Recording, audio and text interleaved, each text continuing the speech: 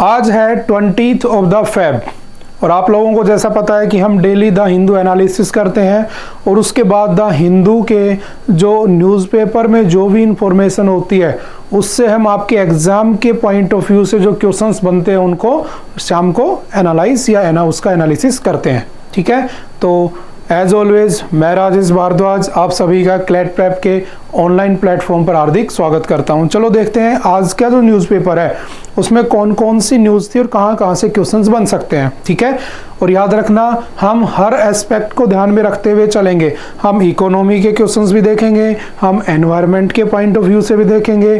ठीक है, हम साइंस एंड टेक को भी देखेंगे, हम हिस्ट्री को भी देखेंगे, हम पॉलिटी को भी देखेंगे, हम ज्योग्राफी को भी देखेंगे।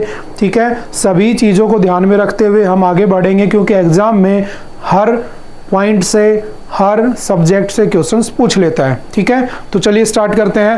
पहला क्वेश्चन है आज का, रिसर्चर्स हैव रिसेंटली डिस्कवर्ड। देखो यहाँ पर एक वर्ड लिखा हुआ है मैरीन। मैरीन का मतलब क्या होता है, तो सिंपल सा समझना, वो एनिमल जो कहाँ पर रहते हैं, पानी के अंदर। ठीक है, यानी कि किसी ओशियन या सी में या पानी में पाए जाने वाले जो एनिमल होते हैं। तो अभी रिसेंटली क्या हुआ कि एक नए टाइप के एम्फीपोड की डिस्कवरी हुई है। तो कहाँ पर हुई है आपसे पूछ रहा है, तो कहाँ पर हुई है, तो याद रखना उड़ीसा। और उड़ीसा में कौन सी लेक में, चिलिका लेक। अब समझना कि ये जो चिलिका लेक है, इस चिलिका लेक में है कहाँ पर, तो उड़ीसा के अंदर है। अब इसकी खासियत क्या है, ये क्यों यूनिक है, तो याद रखना अगर मैं लेक की बात करता हूं तो बेसिकली लेक बनती कैसे, थोड़ा सा समझना। मैंने कहा कि मान लो ये कोई नदी बह रही है। ठीक है, अब जब ये नदी बह रही है तो इस नदी के पास मैंने कहा कि साइड में कोई खाली जगह थी, कोई खड्डा था जिसके अंदर इस नदी का पानी भर गया और ये नदी वहां से पास करके निकल गई। ठीक है, जब ये पास करके निकल गई तो कंटिन्यू नदी बहती रहेगी, तो इसका जो पानी है वो कंटिन्यू क्या होता रहेगा, नया बनता रहेगा पानी उसके अंदर। तो ऐसी जो लेक बनेगी उस लेक को मैं क्या कहूंगा, फ्रेश वाटर लेक। क्या कहूंगा, फ्रेश वाटर लेक। ठीक है, यानी कि मीठे पानी की भी लेक का नाम दे सकता हूं। जैसे कि आपको पता है कि भारत में फ्रेश वाटर सबसे बड़ी लेक कौन सी है, जो मीठे पानी की सबसे बड़ी झील है वो कौन सी है, तो आपको पता होगा वूलर। और वूलर कहां पे है, जम्मू एंड कश्मीर, क्योंकि वो कौन सी रिवर के ऊपर बनी हुई है, तो झेलम रिवर के ऊपर बनी हुई है। ठीक है, एक लेक होती है कि जो मान लो, जैसे मैं आपका यहीं का एग्जांपल ले लेता हूं, सांभर। ठीक है, सांभर जो कि जयपुर के पास में बनी हुई है। अब मैंने कहा कि यहां पर जब पानी गिरा तो यहां पर नदी तो है नहीं आसपास। ठीक है, तो आसपास का जितना भी पानी गिरा वो अपने साथ सारे मिनरल्स को लेके आए, एक जगह इकट्ठा कर दिया। तो ऐसी लेक कैसी बन जाएगी, तो ऐसी लेक बन जाएगी कौन सी, सोल्ट वाटर लेक, यानी कि खारे पानी की लेक। ठीक है, तो आपसे ये पूछता है कि भारत में कौन सी सॉल्ट वाटर लेक है या कौन सी मीठे पानी की लेक है, तो याद रखना सबसे बड़ी कौन सी हो जाएगी, वूलर। और अगर पूछे खारे पानी की, सॉल्ट वाटर की कौन सी हो जाएगी, तो कौन सी हो जाएगी, चिलिका लेक सबसे बड़ी हो जाएगी। राजस्थान की पूछे तो सांभर हो जाएगी। अब समझना इस चिलिका लेक की एक और खासियत क्या है, तो ये कैसी लेक है, लैगून लेक है। कैसी लेक है, लैगून लेक। और लैगून लेक क्या होती है, तो समझना ध्यान से। मैंने कहा कि मान लो ये आपका क्या है, इंडिया। ठीक है, ये आपका क्या बना हुआ है, उड़ीसा। इस उड़ीसा के अंदर यहां पर एक झील बनी हुई है, मान लो एक लेक बनी हुई है, चिलिका। अब मैंने कहा कि मैं यहां से इस लेक में पहुंचा और इसी लेक से मैं क्या गया, सीधा किस में चला गया, बे ऑफ बंगाल में चला गया। मतलब एक छोटे वाटर बॉडी से मैं डायरेक्टली एक बड़े वाटर बॉडी में चला गया। तो इस टाइप की जो झील बनी होगी, लेक बनी होगी, उसे क्या कहा जाएगा, लैगून लेक कहा जाएगा। तो भारत में बहुत सारी लैगून लेक बनी हुई है, ध्यान रखना। ठीक है, कुछ होती हैं फ्रेश वाटर, कुछ होती हैं सॉल्ट वाटर, कुछ होती हैं लैगून लेक। ठीक है, कुछ होती हैं वोल्केनिक लेक। तो इस टाइप की कैटेगरी को ध्यान में रखना है। तो लैगून ये कैसी लेक है, लैगून लेक है। मैंने डेफिनेशन समझा दी, इस टाइप की लेक को क्या कहते हैं, लैगून लेक कहते हैं। ठीक है, और इसको थोड़ा सा ध्यान रखना है। ओके, तो ये क्वेश्चन हमारा किसका था, एनवायरनमेंट से रिलेट करता हुआ क्वेश्चन था। याद रहे कई बार पूछ लेता है, नई नई स्पीसीज की जो डिस्कवरी की जाती है उसके बारे में क्वेश्चन रैंडमली पूछ लेता है आपसे। नेक्स्ट चलते हैं, मेलघाट टाइगर रिजर्व। देखो सबसे पहले हमें ये पता होना चाहिए कि टाइगर रिजर्व क्या होता है? तो देखो कॉमन सी बात है, टाइगर रिजर्व मतलब किसको रिजर्व, किसको प्रोटेक्ट, किसको प्रिजर्व करोगे? तो टाइगर्स को। किससे? ह्यूमन की हंटिंग से, कि उसका हंटिंग ना हो जाए, शिकार ना हो जाए। तो याद रखना टाइगर रिजर्व कौन से की बात हो रही है? मेलघाट की। मैंने शायद एक दिन पहले भी बताया था, वाइल्ड लाइफ प्रोटेक्शन एक्ट आया था 1972। उसके बाद टाइगर प्रोजेक्ट चलाया गया था भारत में टाइगर्स को प्रोटेक्ट करने के लिए। वो कब चला था? तो वो चला था 1973। आज के दिन भारत में टोटल कितने टाइगर हैं? तो ऑफिशियल लास्ट ईयर का अगर मैं डाटा की बात करूं तो 3167 टाइगर ऑफिशियली भारत में है, हालांकि अब बढ़ चुके होंगे। ठीक है, अब बात ये आती है कि ये न्यूज में क्यों आ गया। ये तो हो गया बेसिक, इसका हम पढ़ चुके हैं पहले। मेलघाट जो टाइगर रिजर्व है ये न्यूज में इसलिए आ गया कि हमें टाइगर को प्रोटेक्ट करने के लिए, हमें वाइल्ड लाइफ को प्रोटेक्ट करने के लिए, यानी कि मैं यहां पे कह सकता हूं वाइल्ड लाइफ प्रोटेक्शन एक्ट कब आया था? मैंने अभी लिख दिया वाइल्ड लाइफ प्रोटेक्शन एक्ट 1972। अब इसके अंडर में वाइल्ड लाइफ को या प्लांट्स को प्रिजर्व करने के लिए वहां के लोगों ने एक, मैं कह सकता हूं कि एक नया तरीका निकाला लोगों को अवेयर करने का। क्या किया उन्होंने? तो यहां पर वॉलीबॉल का क्या करवाया? टूर्नामेंट करवाया। अब बहुत सारे आसपास के जो यूथ थे वो वहां पहुंचे, वहां पर उन्होंने गेम खेला, विनर, सेकंड रनर अप और ये सब उन्होंने अनाउंस किए, प्राइज वगैरह बांटे और लोगों को किसके बारे में अवेयर किया? तो टाइगर्स को प्रोटेक्शन के बारे में या फॉरेस्ट वगैरह के बारे में अवेयर किया। तो आपसे ये भी पूछ सकता है कि ये अपने आप में भारत में एक अलग से पहली यूनिक एक स्टाइल बनाई गई है कि हमें टाइगर या हमें एनवायरनमेंट को प्रोटेक्ट करने के लिए कैसे कैसे नए तरीके यूज कर सकते हैं। तो एक नया तरीका था, यूनिक तरीका था। वहां पर क्या करवाया गया? तो वॉलीबॉल का टूर्नामेंट करवाया गया। तो आपसे पूछा है कि मेलघाट टाइगर रिजर्व कौन से स्टेट में है? तो कौन से स्टेट में है? ये महाराष्ट्र के अंदर है, महाराष्ट्र। ठीक है, इस बात को थोड़ा सा ध्यान रखना। ये आपके द हिंदू के साथ फर्स्ट या सेकंड पेज पर ही न्यूज बनी हुई होगी। ठीक है, नेक्स्ट चलते हैं। Recently NASA and which countries space agency have joined to launch the world's first wooden satellite. देखो सैटेलाइट क्या होती है पहले समझना। मैंने कहा कि मान लो ये आपकी अर्थ है, इसके ऊपर यहां पर तुमने कोई सैटेलाइट छोड़ दी और ये सैटेलाइट इसके चारों तरफ घूमेगी, है ना। जैसे कि मान लो अगर मैं कहूं कि ये हमारी अर्थ है और ये इसके चारों तरफ कौन घूमता है? मून। तो मून हमारी कैसी सैटेलाइट हो गई? तो नेचुरल सैटेलाइट हो गई। लेकिन मैं कह रहा हूं कि हम अपने पर्पसेस के लिए, है ना, टेलीकम्युनिकेशंस के लिए, ठीक है, डाटा ट्रांसफर के लिए, इंटरनेट फैसिलिटीज के लिए, ठीक है, इन सब अपने कामों के लिए जो आर्टिफिशियल सैटेलाइट भेजते हैं वो भी तो इसके चारों तरफ ऐसे घूमती होंगी, है ना। तो इंडिया की तरफ से ये सैटेलाइट कौन लॉन्च करता है? तो आपको पता है, ISRO, Indian Space Research Organisation. ऐसा ही नासा कहां की है? अमेरिका। ठीक है, नासा फॉर्मेशन कब हुई थी? 1958। उसके बाद दूसरी कौन सी ऐसी कंट्री आपसे पूछा है जिसने मिलकर एक वुडन सैटेलाइट लॉन्च करने का टारगेट बनाया। अब वुडन सैटेलाइट का मतलब क्या है कि जो सैटेलाइट वहां पर भेजी जाएगी वो किसकी बनी होगी? लकड़ी की बनी होगी।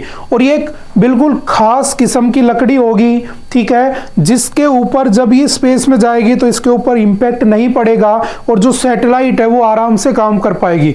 होगा क्या कि जब लास्ट में जब ये सैटेलाइट वेस्ट हो जाती हैं, समझना लगभग 5000 प्लस सैटेलाइट हमारे अर्थ के चारों तरफ घूम रही है, तो लास्ट में जब ये डेब्रीज बन जाती हैं, है ना, जब ये वेस्ट हो जाती हैं, काम खत्म हो जाता है, स्पेस में फ्रीली मूव करने लगती हैं, तो इनसे बहुत सारा वेस्ट होता है। तो इन सबको रोकने के लिए हमने क्या सोचा कि हम कैसी सैटेलाइट बना दें और जो हमारा सैटेलाइट का जो खर्चा आता है उसको भी हमने क्या कर दिया? शॉर्ट कर दिया, कम कर दिया। इन्हीं सब के लिए हमने क्या सोचा? वुडन सैटेलाइट बनाकर लॉन्च करेंगे।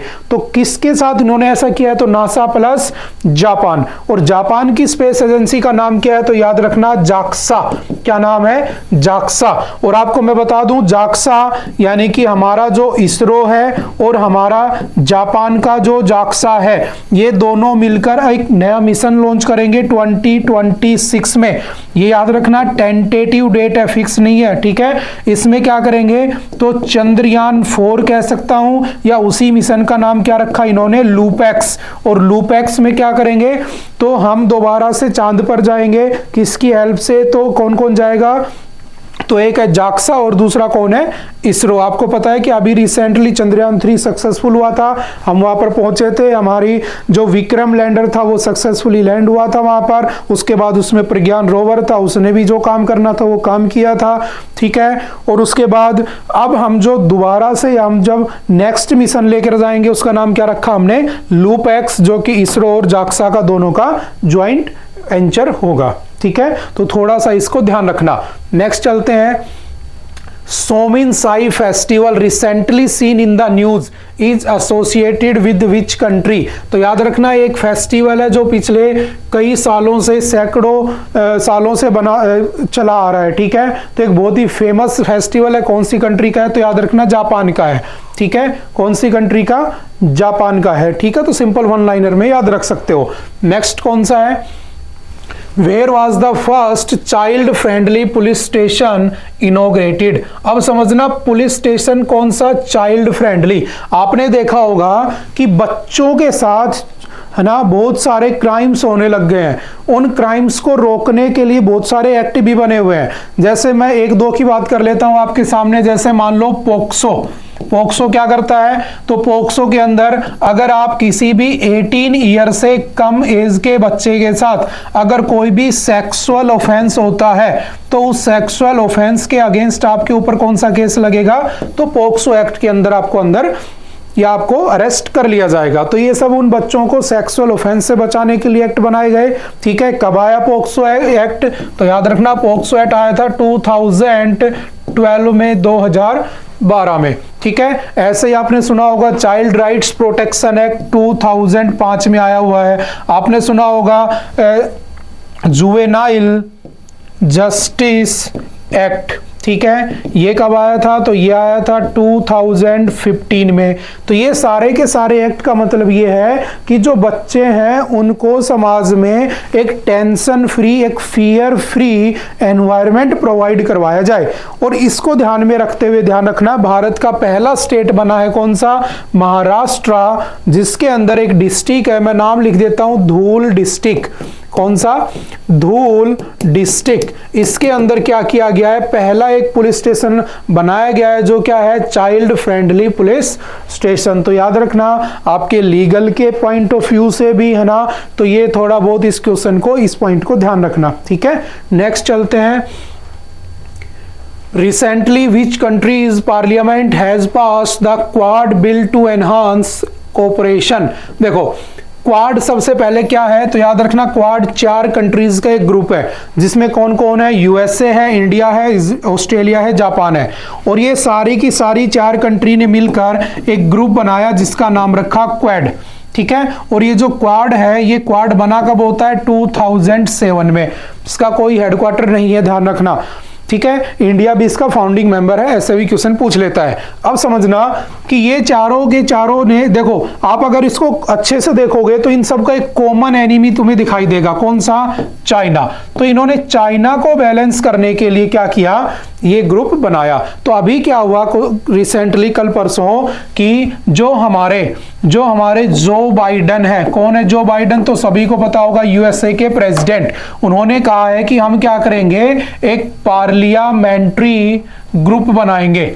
और वो पार्लियामेंट्री ग्रुप बनाकर क्या करेंगे, हम इन चारों देशों के अंदर जो इकोनॉमिक रिलेशन है, जो इनके डिप्लोमेटिक रिलेशन है, जो इनके फाइनेंशियल रिलेशन है, जो इनके डिफेंस रिलेशन है, इनको स्ट्रॉन्ग करेंगे। और किसके अगेंस्ट, तो अगेंस्ट चाइना, ठीक है। तो इस बात को थोड़ा सा ध्यान रखना। और इसमें कहा गया है 60 डेज का टाइम दिया गया है कि 60 डेज के अंदर, विद इन 60 डेज ये पार्लियामेंट्री ग्रुप बना लेंगे। तो ये दोबारा से याद रखना, 60 दिन बाद फिर से न्यूज में आएगा, आपको कहीं ना कहीं द हिंदू न्यूज़पेपर में देखने को मिल जाएगा। तो ये कुछ बेसिक पॉइंट याद रखना इनकी फॉर्मेशन से लेकर, ठीक है। नेक्स्ट चलते हैं, sound technology based anti drone system. अब समझना एंटी ड्रोन सिस्टम क्या होता है, कि जो ड्रोन वगैरह होते हैं, जो मैं कह सकता हूं कि जासूसी का काम करते हैं ना, इनको पकड़ने के लिए कोई ना कोई तो टेक्नोलॉजी होनी चाहिए। तो अभी रिसेंटली दुनिया में अपने आप में इस टाइप की फर्स्ट टेक्नोलॉजी है, कौन सी? साउंड टेक्नोलॉजी, जिसके ऊपर किसको पकड़ने के लिए? तो ड्रोन को, यानी एंटी ड्रोन सिस्टम है। किसने बनाया है? तो याद रखना आईआईटी जम्मू ने इसको बनाया है। किसने? IIT Jammu. Option number C is the right answer. ये बहुत बार ये मोस्टली क्वेश्चन पूछ लेता है कि बहुत सारी जो आईआईटीज हैं, आईआईटी मद्रास हो गया है ना, उसके बाद दिल्ली हो गए, बहुत सारे नए नए टेक्नोलॉजी इन्वेंट करते रहते हैं, ठीक है, और बाद में उनको अप्लाई भी किया जाता रहता है, ठीक है। तो एक बार थोड़ा सा ध्यान रखना कि किसने बनाया इसको? आईआईटी जम्मू ने, ठीक है। बाद में इसको डीआरडीओ वगैरह भी यूज कर सकते हैं, डिफेंस भी यूज कर सकता है।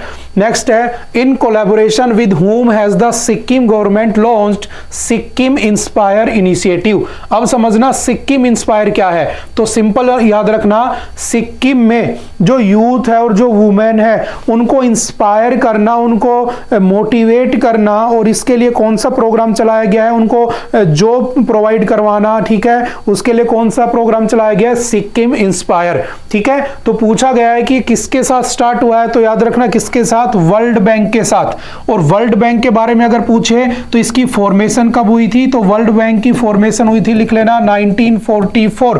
ध्यान रखना इस बात को, बहुत बार पूछ लेता है। और इसी का एक दूसरा भाई है, कौन सा? आईएमएफ, है ना, इंटरनेशनल मॉनेटरी फंड। ये भी 1944 में ही बना होता है।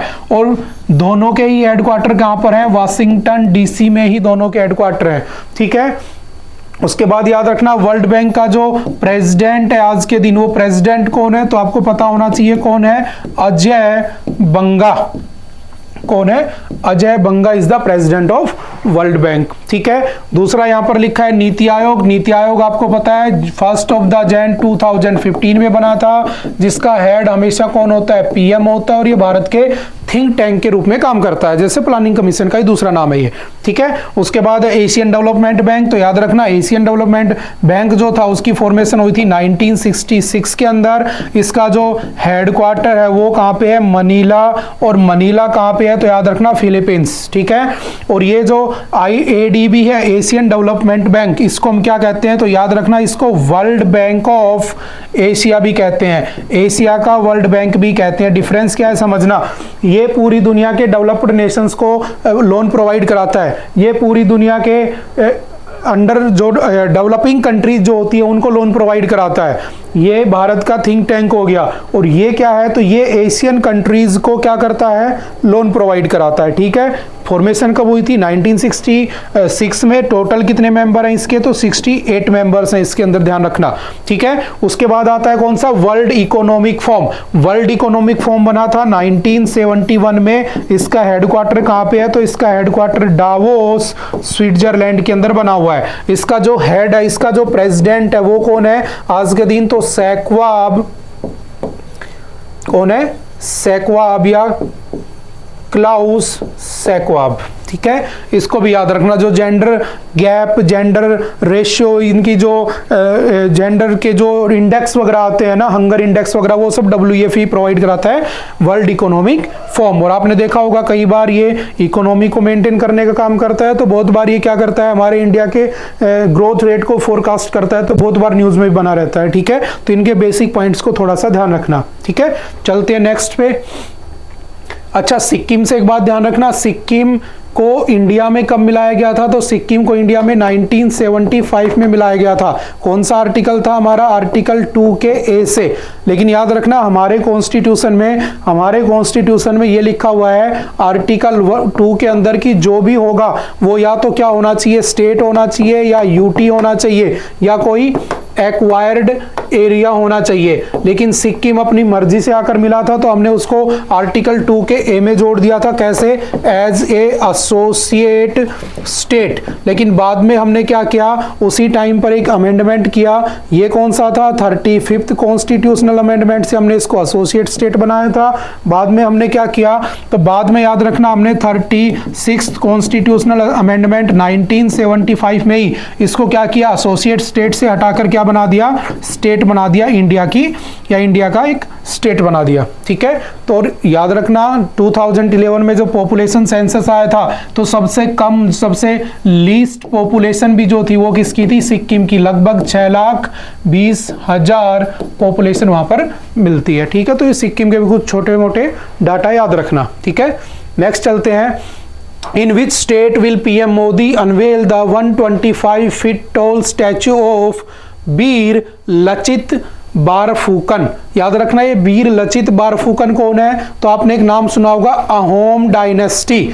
अहोम डायनेस्टी कहां पर रूल करती थी? नॉर्थ ईस्ट में, आसाम के अंदर बेसिकली इनका रूल होता था। याद रखना अंग्रेजों ने पूरे भारत को अपना गुलाम बना लिया था, इवन मुगलों ने पूरे भारत को गुलाम बना लिया था लगभग, लेकिन कभी भी वो आसाम वाले रीजन को नहीं जीत पाए। वहां पर कौन सी डायनेस्टी रूल करती थी?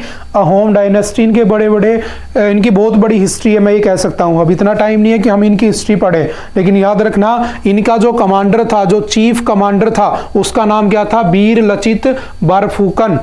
ठीक है, उसी के नाम पर अभी क्या किया जा रहा है? 125 फीट का स्टैचू क्या किया जाएगा? इनॉग्रेट किया जाएगा। और आसाम के सीएम कौन है? आपको पता होगा, हेमंत बिस्वा शर्मा। ठीक है, उन्होंने किसको इनवाइट किया है? पीएम मोदी को। आने वाले टाइम में कुछ दिन में क्या करेंगे मोदी जी? वहां पर इसको इनॉग्रेट कर देंगे आसाम के अंदर। ठीक है, तो थोड़ा सा ध्यान रखना।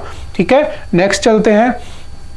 In which city has the 12th edition of the Milan Naval Exercise been held?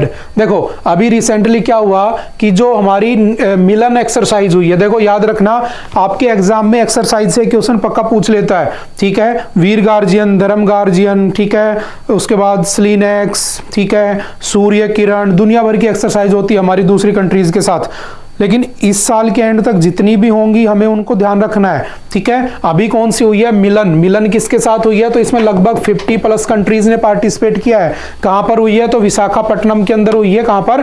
Visakhapatnam के अंदर है। क्या इसके अंदर? तो सारी कंट्रीज ने आकर अपने अपने नेवल पावर को शो किया और अपना जो ओशियन है उसके अंदर किसको वो कर रहे हैं? सिक्योर कर रहे हैं, फ्यूचर को सिक्योर कर रहे हैं। ठीक है, नेवल फ्यूचर या मैरीटाइम फ्यूचर को सिक्योर करने के लिए एक्सरसाइज हुई है। ठीक है, सिंपल वन लाइनर में ध्यान रखना। नेक्स्ट है, which country has topped the list of the most powerful passports in the world in Henley passport index? देखो हेनले पासपोर्ट इंडेक्स की एक अभी रिपोर्ट आई है जिसमें सबसे पहले नंबर पे है फ्रांस। ठीक है, आपको पता होना चाहिए हेनली पासपोर्ट कब स्टार्ट हुआ था? 2006 में स्टार्ट हुआ था। सबसे पहले नंबर पे कौन है? फ्रांस। अब आपको ये पता होना चाहिए इंडिया, क्योंकि हमें फर्स्ट और इंडिया से मतलब है किसी भी इंडेक्स में। ठीक है, सिर्फ पहला कौन है और इंडिया कहां पर है? इंडिया की रैंक कौन सी है? तो 85th है। ठीक है, इसका मतलब क्या है कि इंडिया में जो लोग हैं वो 62 कंट्रीज में कैसे जा सकते हैं? वीजा फ्री जा सकते हैं।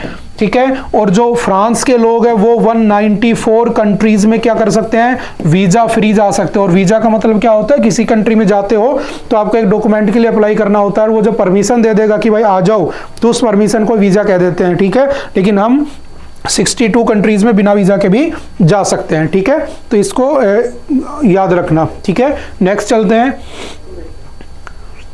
World social justice day is celebrated on, कब सेलिब्रेट होता है? तो आज कौन सा है? 20 फरवरी, 20th ऑफ द फरवरी। आज क्या है? World justice day. यानी कि किसी के साथ भी सोसाइटी में क्या नहीं होना चाहिए? इनजस्टिस नहीं होना चाहिए।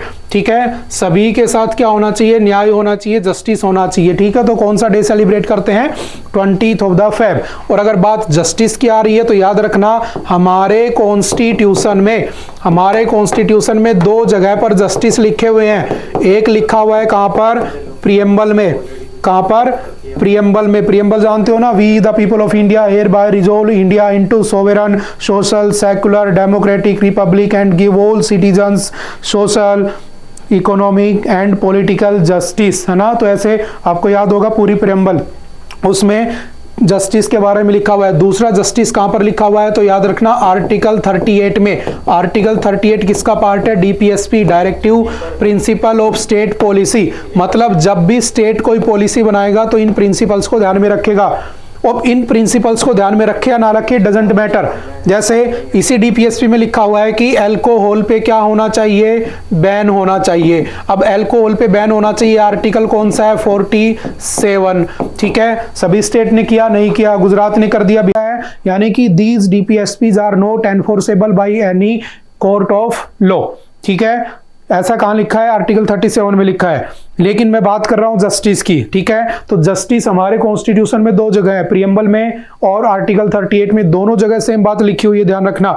कौन कौन सी जस्टिस? तो 3 टाइप के जस्टिस, सोशल जस्टिस प्रोवाइड करवाया जाएगा, इकोनॉमिकल जस्टिस प्रोवाइड कराया जाएगा और पॉलिटिकल जस्टिस आपको प्रोवाइड कराया जाएगा। अगर फंडामेंटल राइट की बात करता है तो सोसाइटी में आपसे सोशल डिस्क्रिमिनेशन ना हो, है ना, इसका मतलब डिस्क्रिमिनेशन भी नहीं होना चाहिए। तो कौन सा आर्टिकल है? आर्टिकल 15, सोशल डिस्क्रिमिनेशन नहीं होगा on the behalf of 5 grounds, है ना, जेंडर, ठीक है, caste, place of the birth, और इन सब 5 चीजों के बिहाफ पर नहीं होगा। अगर पूछे अगेंस्ट लॉ यानी कि कानून के सामने आपसे डिस्क्रिमिनेशन नहीं होगा, तो आर्टिकल कौन सा है? 14। और अगर आपसे पूछे जॉब के अंदर डिस्क्रिमिनेशन नहीं होगा, सभी को बराबर जॉब मिलनी चाहिए, तो कौन सा आर्टिकल हो जाएगा आपका? Article number 16। तो ये कुछ हमारे कॉन्स्टिट्यूशन के आर्टिकल्स वगैरह हैं, इनको थोड़ा सा ध्यान रखना, जहां पर किसकी बात लिखी हुई है?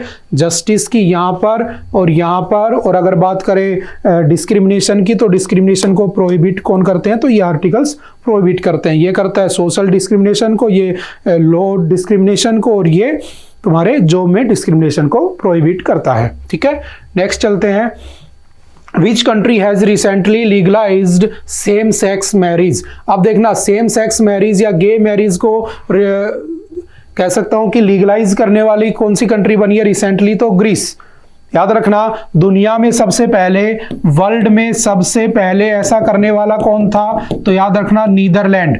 नीदरलैंड ने, याद रखना, 2001 में सेम सेक्स मैरिज को क्या कर दिया था? अलाउड कर दिया था, ठीक है। फिर आपसे पूछेगा कि जो हमारा एशिया है, उस एशिया में सबसे पहला किसने अलाउ किया था? तो याद रखना, एशिया में अलाउ करने वाला था ताइवान। ताइवान ने 2019 में इसको अलाउ कर दिया था, ठीक है। उसके बाद आपसे पूछेगा इंडिया का क्या स्टेटस है? तो इंडिया के अंदर भी मैं कह सकता हूं कि अलाउ तो नहीं है, लेकिन डिसीजन जरूर आया था कि ये क्या है, उनकी पर्सनल लिबर्टी के अंदर आता है, ठीक है। तो इस बात को भी थोड़ा सा ध्यान रखना। नेक्स्ट चलते हैं। और एक तरीके से अलाउ लीगलाइज हो जाएगा थोड़े दिन में, जिस हिसाब से डिसीजंस वगैरह आए हमारे सुप्रीम कोर्ट के। उसके बाद है who has recently been elected as the new president of ICJ. देखो आईसीजे का क्या मतलब होता है? मान लो हम दो लोगों की लड़ाई हुई, हम चले गए session court, district court, high court, supreme court, खत्म। सुप्रीम यानी सबसे ऊपर, इससे ऊपर तो कोई है नहीं। लेकिन मैंने कहा कि मान लो दो देशों की लड़ाई होगी, भारत पाकिस्तान, तो कहां जाएंगे? तो एक ही जगह बसती है, कौन सी? ICJ, International Court of Justice, 1946 में बना था, ध्यान रखना। और ICJ International Court of Justice में टोटल कितने मेंबर होते हैं? तो इसमें 15 मेंबर होते हैं, ध्यान रखना। और इसका जो टेन्योर होता है, वो टेन्योर होता है 9 ईयर के लिए, 9 साल के लिए जज बनते हैं इसमें। और एट प्रेजेंट इसमें इंडिया की तरफ से कौन जज है? तो याद रखना, इंडिया की तरफ से इसमें जज कौन है अभी के दिन? तो दलवीर भंडारी, वो 2027 तक वहां पर रहेंगे, ठीक है। और याद रखना, हमारा जो फर्स्ट इंडियन जज था इसमें, या फर्स्ट इंडियन मेंबर था जो आईसीजे में, वो कौन था? BN राव, बेनेगल नरसिंह रामा राव। कौन था? बेनेगल नरसिंह रामा राव। और इन्होंने क्या लिखा था? हमारे इंडिया, और याद रखना साथ के साथ कौन सा? म्यांमार। इंडिया और म्यांमार दोनों का कॉन्स्टिट्यूशन लिखने का काम किसने किया था? तो BN राव ने किया था, इसको भी ध्यान रखना, ठीक है। अभी क्वेश्चन क्या पूछ रहा है? तो क्वेश्चन ये पूछ रहा है कि अभी इसका आईसीजे का प्रेसिडेंट कौन बना है नया? तो कौन बना है? ऑप्शन नंबर सी, नवाफ सलाम इसका क्या बना है? या नवाफ सलाम इसका क्या बना है? नया प्रेसिडेंट बना है, जो कि लेबनान का है, ठीक है। इसको ध्यान रखना थोड़ा सा। नेक्स्ट चलते हैं।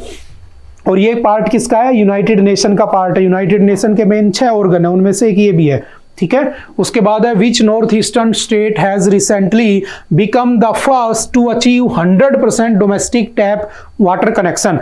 कौन सा नॉर्थ ईस्ट का कंट्री है जो 100% वाटर टैप कनेक्शन उसको दे दिया गया है? तो कौन सा हो जाएगा? तो ऑप्शन नंबर देखना, कौन सा हो जाएगा?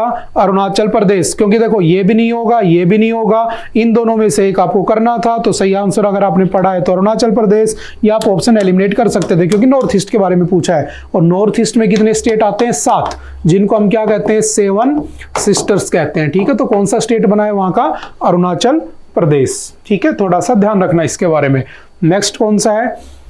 When was Henley passport index started, कब स्टार्ट हुआ था, मैंने अभी बताया था कब, 2006 में इसको स्टार्ट किया गया था। Option number D is the right answer. ठीक है, उसके बाद चलते हैं नेक्स्ट।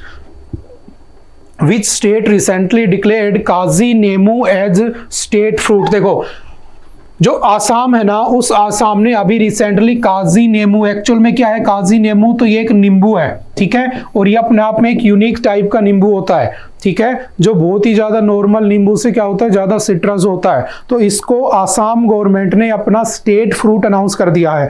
तो आपसे अगर एग्जाम में पूछ ले कि इसको क्या अनाउंस किया गया है, तो स्टेट फ्रूट। और याद रखना इस काजी नेमू को 2019 में, ध्यान रखना, जीआई टैग भी मिल चुका है। और जीआई टैग का मतलब क्या होता है, जियोग्राफिकल या जियोग्राफिकल इंडिकेशन। और इंडिकेशन का मतलब क्या होता है, जीआई टैग का मतलब कब स्टार्ट हुए थे, 2003 में। सबसे पहला किसको मिला होता है, तो याद रखना किसको मिला होता है, तो आपके दार्जिलिंग टी को मिला होता है सबसे पहले। और याद रखना एक बार क्लेट के एग्जाम में पूछा भी गया था कि जो जीआई टैग है वो कितने साल के लिए मिलता है, तो 10 ईयर के टाइम स्पेन के लिए मिलता है, फिर आपको रिन्यू करवाना पड़ता है। इसका मतलब किसी एक पर्टिकुलर ज्योग्राफिकल इंडिकेशन का एक प्रोडक्ट होगा जो फेमस होगा, उसको जीआई टैग दे दिया, बाहर से जब भी उसकी डिमांड होगी तो हमेशा वही उसके नाम पे आएगा, ठीक है, तो क्योंकि वो फेमस हो चुका है, उसको रिकॉग्निशन दिया जा चुका है। तो याद रखना इसको भी 2019 में रिकॉग्निशन मिल चुका है, ठीक है। उसके बाद चलते हैं next. Weimar triangle was recently seen in news. देखो व्हाट इज वाइमार ट्राइंगल, आज की अगर आपने न्यूज पढ़ी होगी तो उसके अंदर बहुत बड़ा पैसेज इसके ऊपर दे रखा था। वाइमार ट्राइंगल है क्या, तो ट्राइंगल मतलब ऐसे, तो एक देश है कौन सा, फ्रांस, एक है कौन सा, जर्मनी, और एक है कौन सा, पोलैंड।